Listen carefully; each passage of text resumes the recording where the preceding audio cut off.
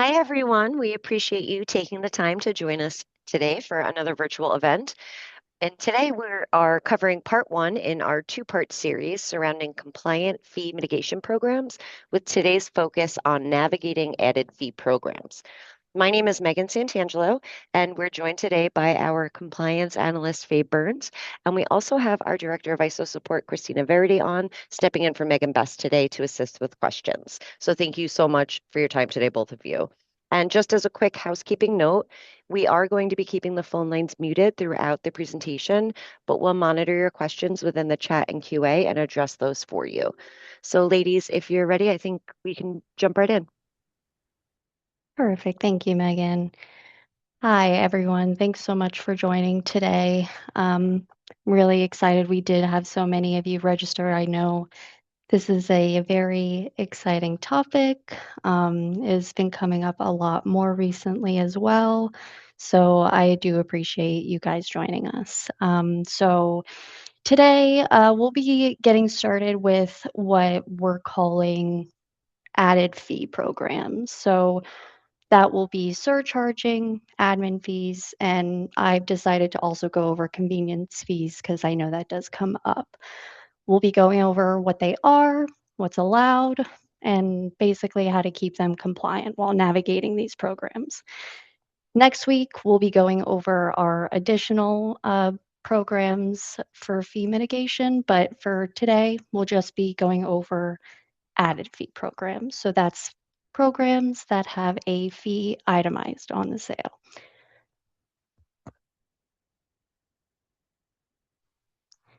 So just to go over what we'll be covering today, we're going to be talking about the differences between these programs. I do know that some people can get these mixed up.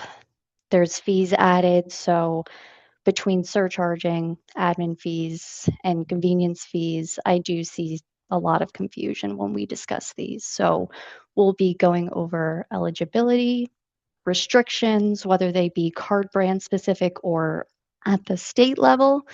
I will also be providing required signage examples and, just some of the big compliant pitfalls we see when navigating these programs. So let's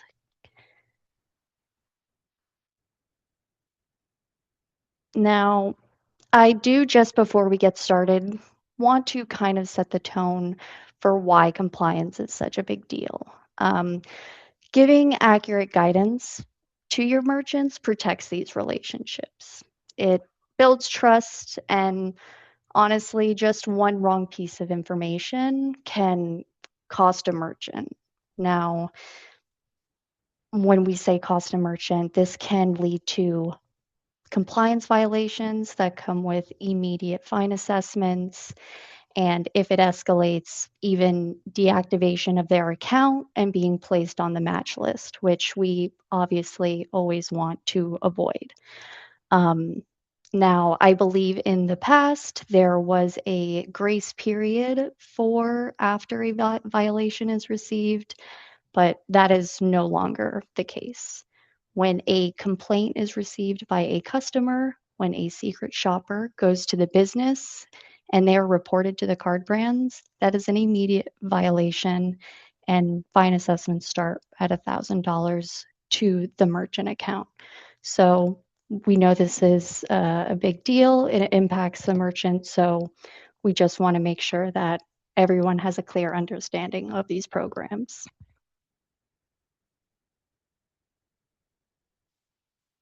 Now, also, just a quick refresher, I want to start each of these parts with what a credit card is, what a debit card is, because there can even be confusion there. So, for credit cards, that is going to be tied to a line of credit. They're essentially borrowing funds from the bank. And then at the end of their billing cycle, they either pay it off or the balance carries over and they get charged interest.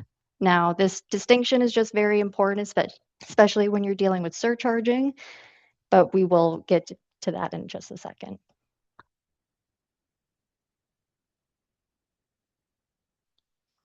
Now, debit cards.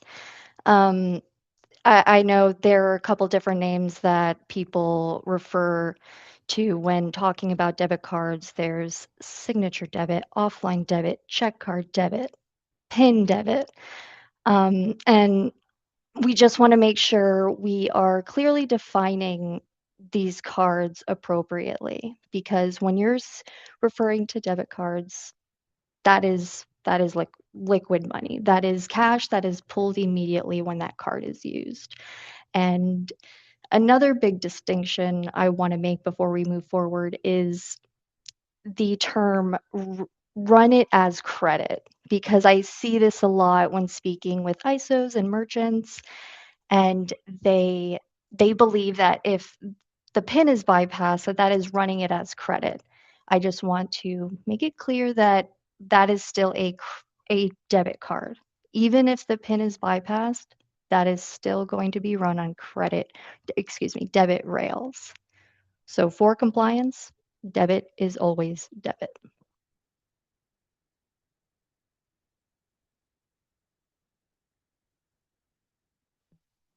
Now, let's talk surcharging.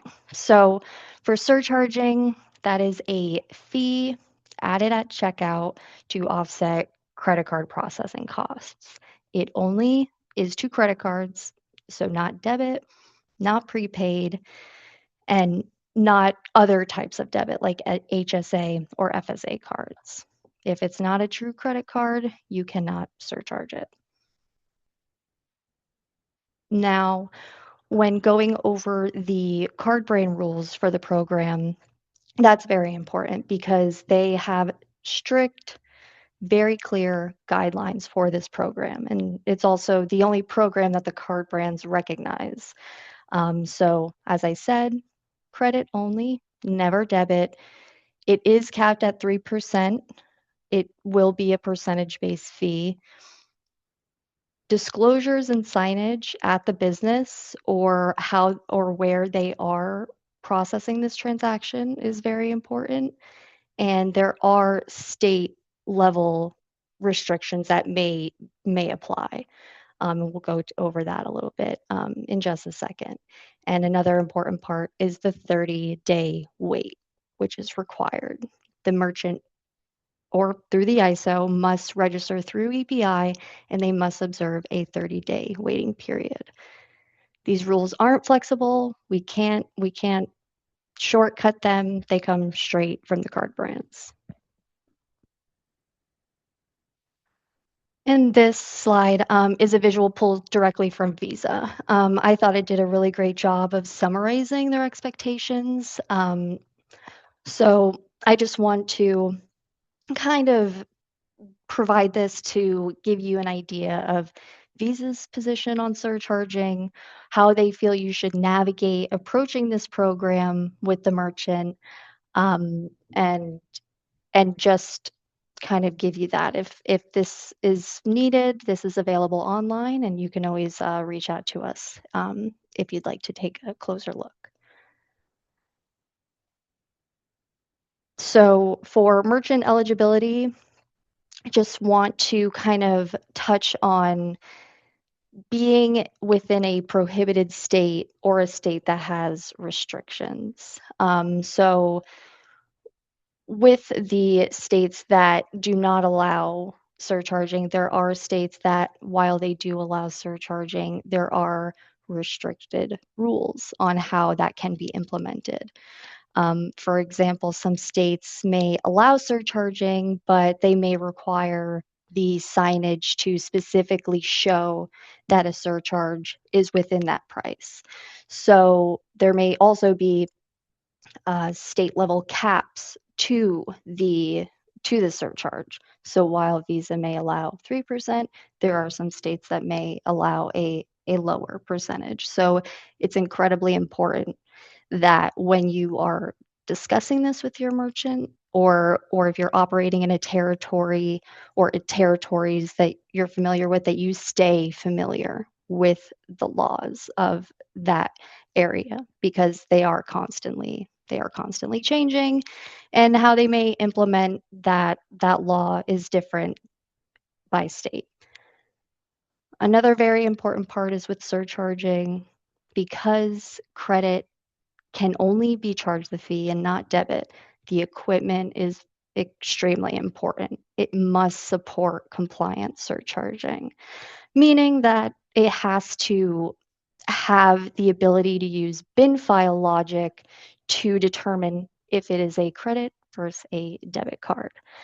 Um, so we do have a list that I'll provide a little bit in just a couple of slides here, but it's definitely something to be aware of. And obviously, compliant signage. That's super important. Visa has very clear guidelines on signage, and the surcharge must be itemized on the receipt.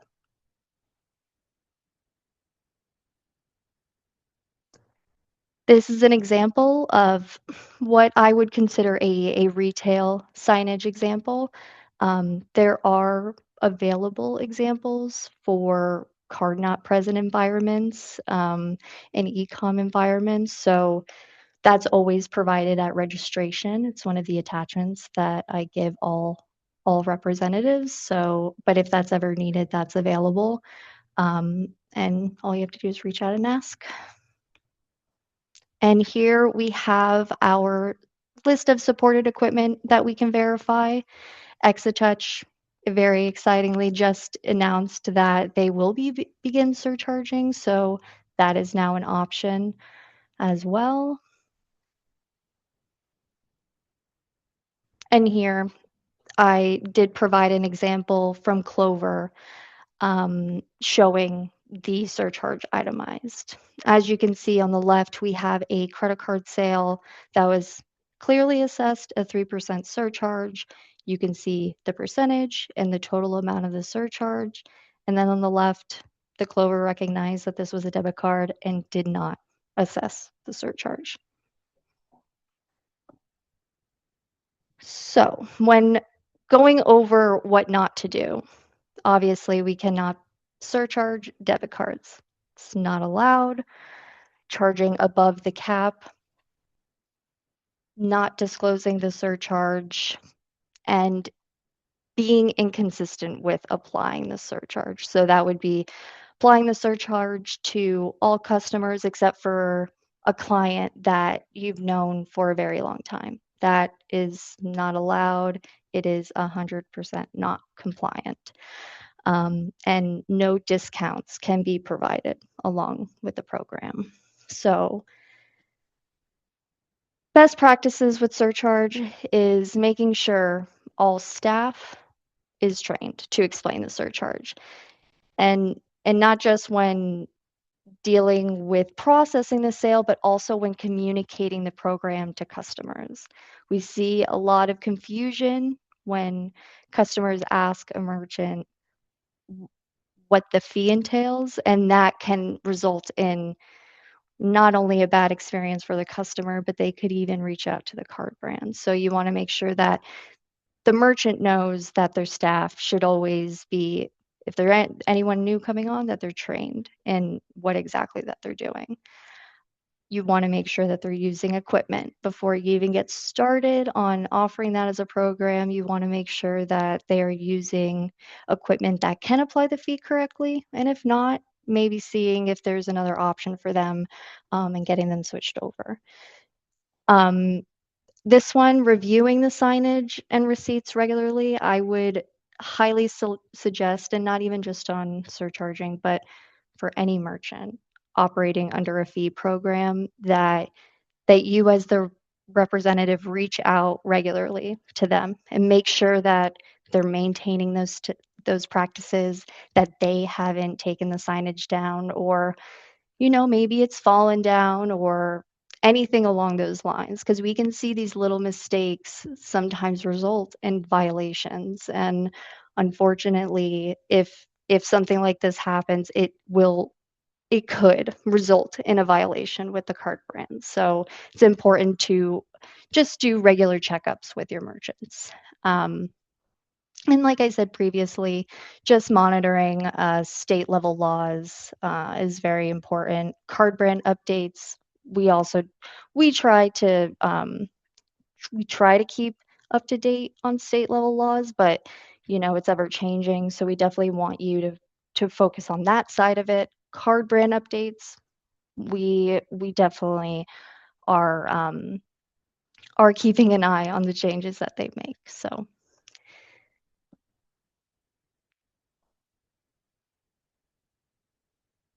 right.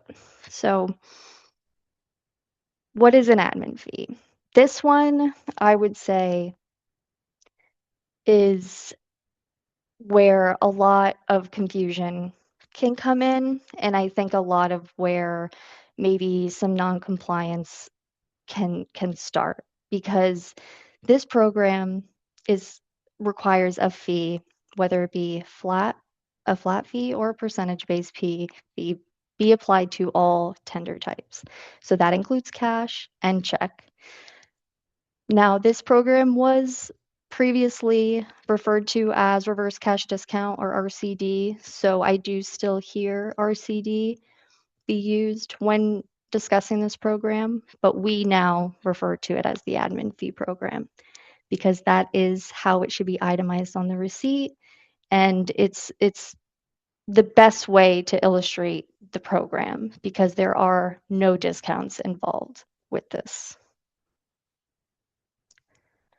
So when it comes to admin fees, the requirements vary by processor, but for EPI specifically, the fee has to apply to all tenders. So that means cash, check, debit. That is every tender. Specific signage has to be posted to keep everything compliant, and I'll provide those examples in a second. Um, and this is definitely one of the programs that you want to make sure that you're checking with the merchant if their customer base will be okay with a program such as this. Are their customers going to be okay with paying a fee even if they're paying cash? Most of the time, the answer is no. And that's a lot of where merchants will receive complaints from their customers, and they will, if they had it their way, they would take it upon themselves to remove the fee for cash sales. But even our technical support team, this is not something that they allow. Bypasses manually is just not something that can be supported. So all tenders must be charged the fee. And another part is just like a surcharge, it must be itemized on the receipt. You can't have it hidden. It cannot be blended into the price. And here we have our signage language that is approved. I would say that this is exactly what should be posted at every business operating under an admin fee program. We accept all forms of payment, including cash, check, and credit cards. To offset the rising cost of business and operational expenses, all purchases paid will be subject to an admin fee of X%.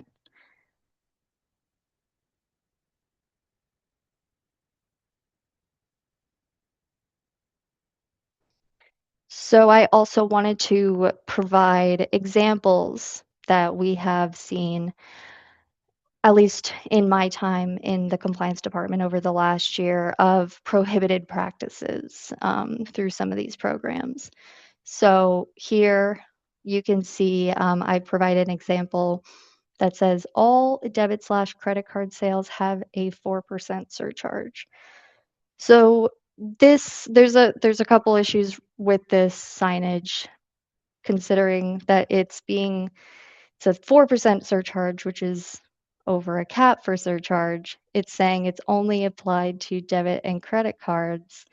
Um, and it's just not it's this is not a compliant program to disclose to your customers. If a secret shopper goes into the business and sees signage like this, their alarms are going off. So this is one of the things you want to look out for, because there really should not be signage that says all debit and credit card sales have a fee applied, because that is just not a compliant program.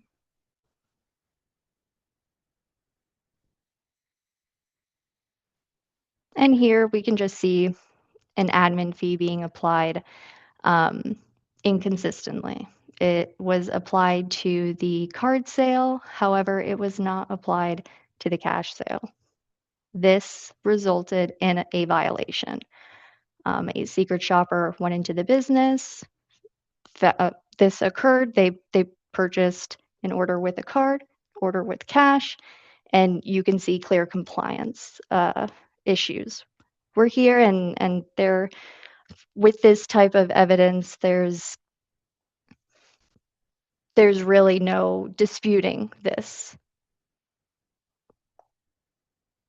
And here we have another signage that we have found through a violation. Uh, this admin fee was being called a processing fee, which we do not want to illustrate an admin fee as something to cover processing fees. The program is compliant due to offset rising business costs. That's why that language that we have is so important because it clearly communicates what the merchant is doing and it explains to the customer why all tenders are having that fee applied. Um, and again, this signage also stated that it was to credit and debit cards, which is not accurately explaining the program.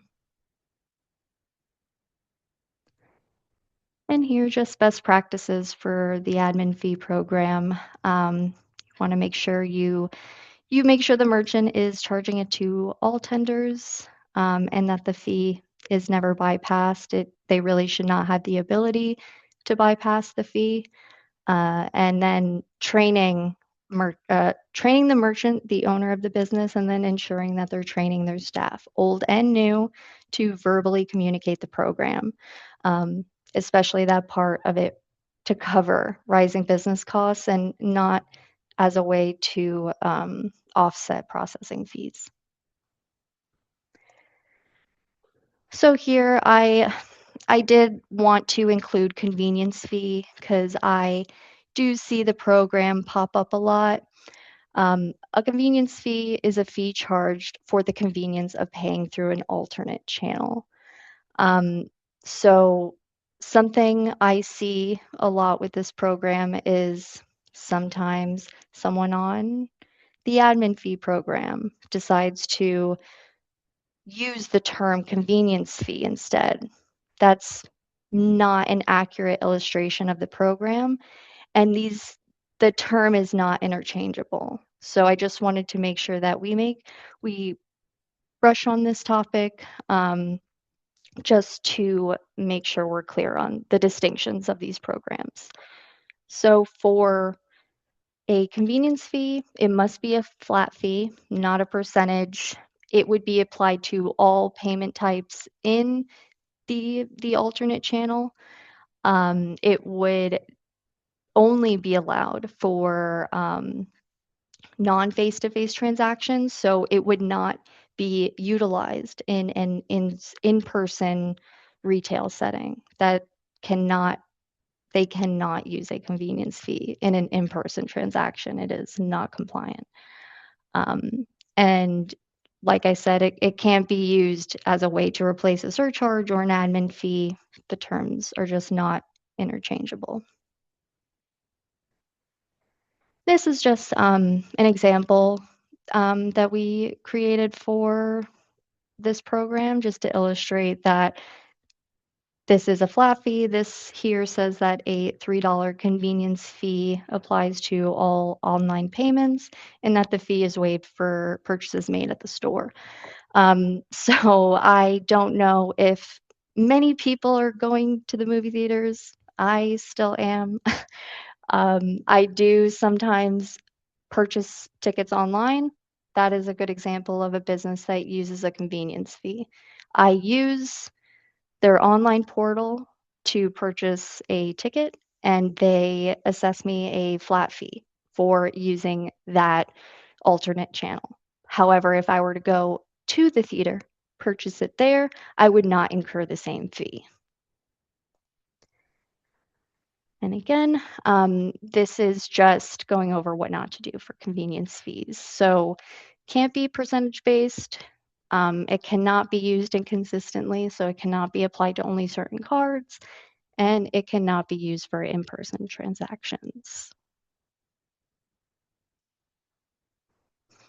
And because convenience fee, there are very clear guidelines. I just wanted to make sure I provided at least a brief overview of what makes a merchant eligible for a convenience fee. Um, so, like I said, must be offered through an alternate channel, has to be applied consistently, has to be itemized, um, cannot be charged on reoccurring transactions, and cannot be used for merchants that only are e-commerce environments. Sometimes people believe because it's online, well, that's the convenience of it. That is not the case. It must be an alternate channel. And again, it just should not be used to advertise as a way to offset card fees.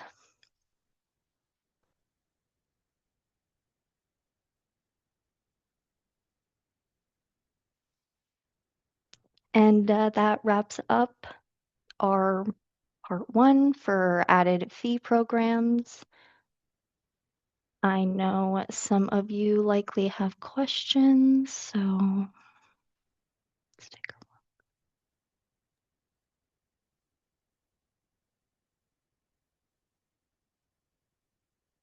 It looks like there was a few that Christina handled. We do have one in the QA, excuse me, regarding the surcharge program from Izzy.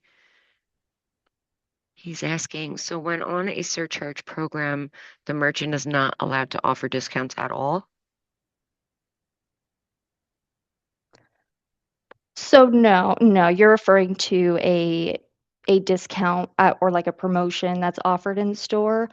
N- This would be a discount applied after the surcharge as a way to almost discount the surcharge. The merchant is still able to offer promotions on items or services. That would become before the surcharge is even applied. Thank you. Chuck, I can take this one from Chuck. Chuck, in the chat, I provided a link to the signage on the interface. I can add that in for you as well.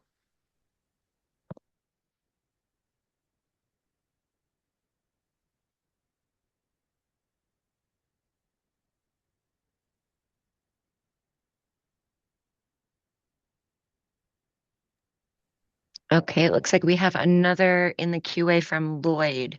Are restaurants required to have both cash and card pricing on their menus?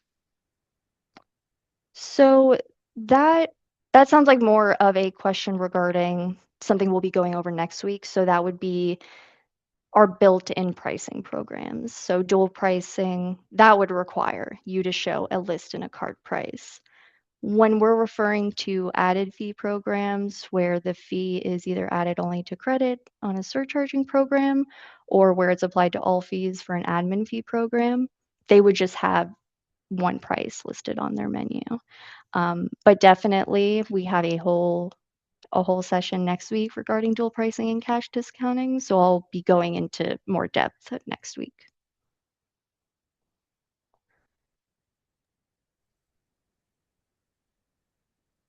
Okay, we have another in the QA from Kirk. A service charge could be added to all transactions and not a surcharge. So a service charge is actually not a a program that is offered, or a service fee program is a completely different program. When we're talking about admin fee, an admin fee would have to be assessed to all transactions. Maybe I'm misunderstanding the question.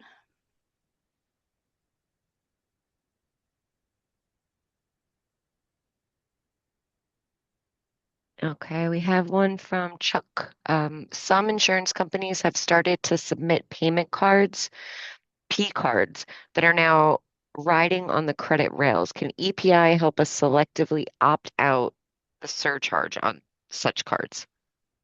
So when you see situations like this when it comes to industries that accept insurance, one-time use cards is what we refer them to. You can definitely reach out to the compliance team, and we can discuss the business case in that instance. So compliance at electronicpayments.com. You can send over the merchant ID, and then we can kind of discuss with you our best next steps.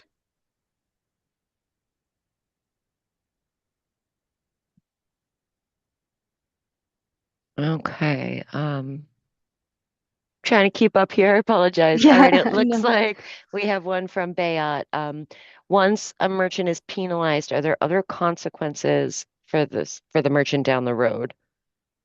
So once the merchant receives a first violation, I believe that's what you're referring to by Mhm. penalized. When they receive their first violation from the card brands, not only do they receive, there's action required, we have to update their operations and they're assessed a fine, but they're now on the card brand's radar and they will definitely be shopped again.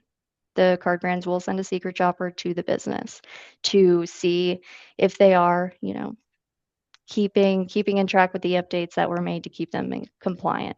If they are found not compliant again, then unfortunately the risks escalate. There's a fine starting at $5,000 that's immediately assessed to the account, and the account would be subject to deactivation due to the high risk, as well as being placed on the match list. So definitely, I would say there are consequences because they now kind of live in the Visa Mastercard brain of locations that need to be monitored.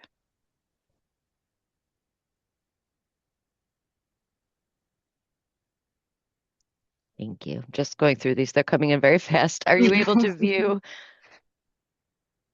on your end there? Let's see. Sorry, Let's I'm see. trying to answer what I can in No, the I chat. appreciate it. Can the ISO or agent be held responsible for any non-compliant merchant?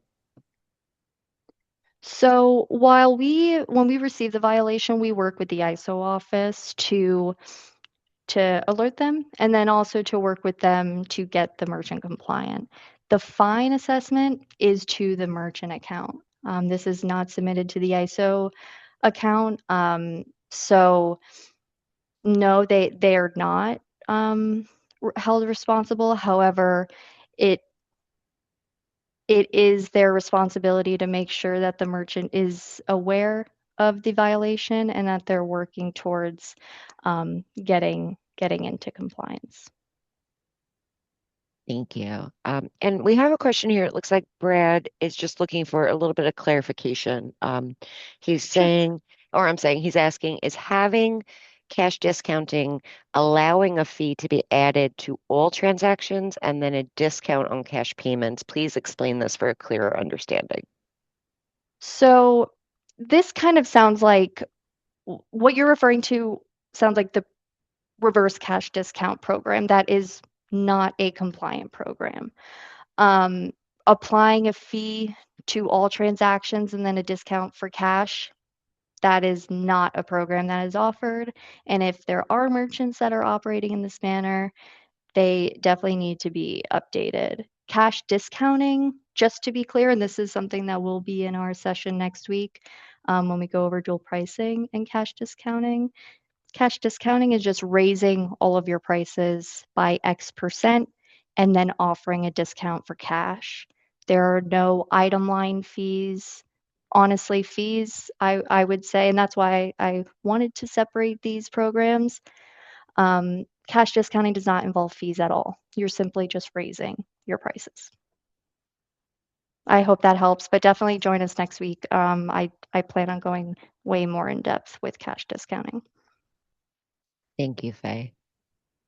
Steve is asking if there is anywhere online that lists the fines, for example, first fine amount, second fine amount, etc. Is there a resource for that? So I would say if you did want to find out about how the card brands, um, how they receive violations and assess fines, I would refer to their rules, which you can locate online.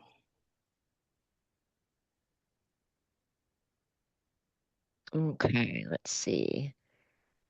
We have a question from Nathan. Are the different card brands regulating this separately, or is Visa the one setting the rules for all? Also, are the fines different depending on the card brand? So regarding fines, they generally are the same. Now, in regards to how they're maintaining and monitoring them, they do when it comes to Visa and Mastercard, they do have their own sets of rules. However, when any merchant is processing, they must treat all card brands the same. So we we like to refer to Visa and Mastercard's rules on it. For example, Visa's cap is 3%, so we maintain that 3% cap. Um, but they do have their own rules. However, we must review these and maintain that all cards are treated the same. Thank you. Just a couple of questions on next week. Next week, a lot of questions on if you'll be covering dual pricing. I sure will. Yeah, I definitely plan on. I know there's a lot of questions and some confusion on dual pricing specifically. So next week I have tons of examples, things to watch out for, a lot of common mistakes I see made. So I definitely do plan on going more in depth. Okay, looks like I'm going through, guys. I apologize. If you have any, put them in. And then obviously if there's any situation or scenario question that you want to discuss more in depth with me, please feel free to email the compliance department and I'll be happy to go over if you did want to take this offline.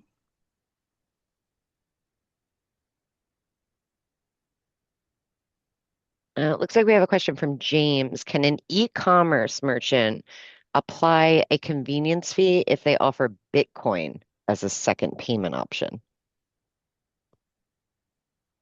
So now I can't really speak to the Bitcoin aspect of that at this time.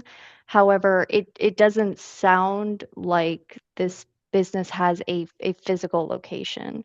So if they're a strictly only e-commerce merchant, then a convenience fee would not be something that they can apply.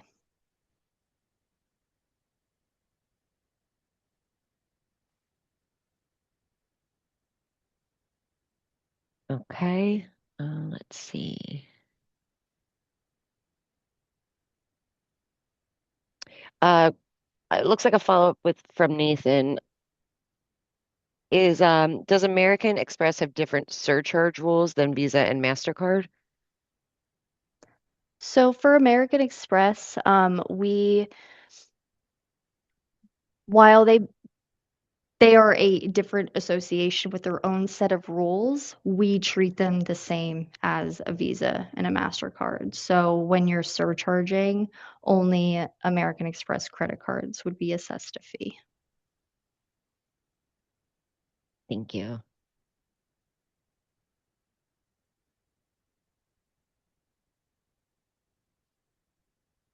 Just scrolling through if anyone has any additionals, and then I'm gonna check the phone lines here to see if any of you have questions here, and if so, Scott, it looks like you have a question. Thank you for hanging on the line.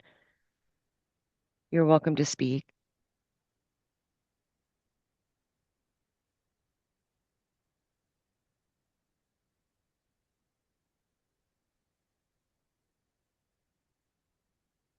Kashifa, it looks like you have a question as well on the line. Either one, you're both free to speak up. If you're having an issue, you can hit *6 on your line.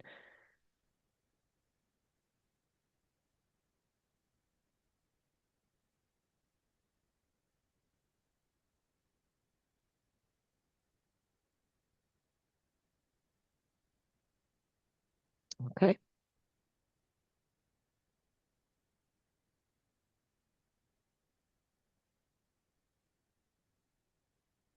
Any other questions out there? I know we've gotten quite a few asking for a copy of the presentation. I will be following up with all of you. I'll be sending you a copy of the presentation slides as well as the recording.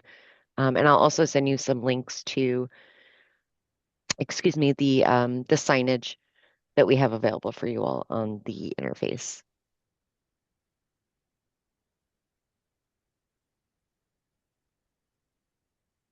Thank you, Megan. Mhm.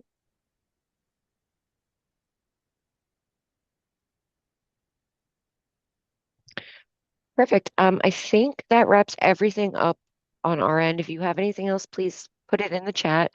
I do just want to say, I know we've touched on it quite a few times, but part two will be occurring next Wednesday, the 25th, and Faye will be back with us again, and she's going to be talking through the built-in pricing programs, touching on dual pricing, cash discounting, etc. So I'll be sure to send follow-ups to all of you to register for that one as well.